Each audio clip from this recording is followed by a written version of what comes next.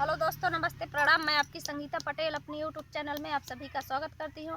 एक छोटा सा चुटकुल्ली कहारवा नाच गीत है और चुटकुल्ला कहारवा नाच गीत कैसे लगे कमेंट में ज़रूर बताना। हमके करीबी में खोली दा दुकान पिया, बेचबे बीड़ी पान पिया ना।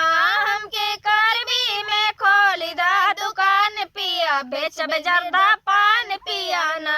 हमके करीबी में खोली दा दुकान पिया, बेचबे जर्दा पान पिया ना।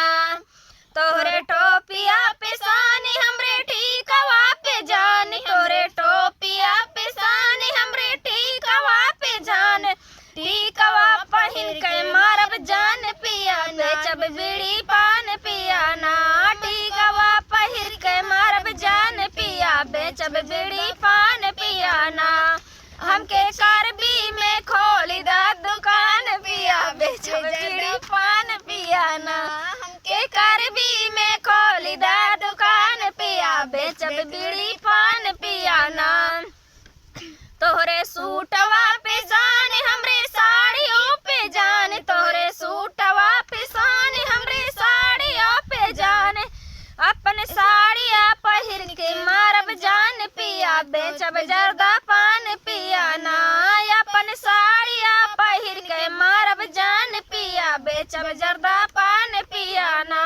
हमके करबी में खोली दा दुकान पिया, बेचब जर्दा पान पिया ना। करबी में खोली दा दुकान पिया, बेचब जर्दा पान पिया ना। तोरे घाड़िया पे जान हमरे चूड़िया पे जान, तोरे घाड़िया पे जान हमरे चूड़िया पे जान।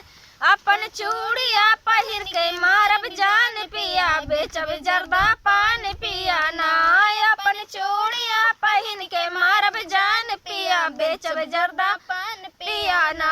हमके करबी में खोली दा दुकान पिया, बेचब बीड़ी पान पिया ना।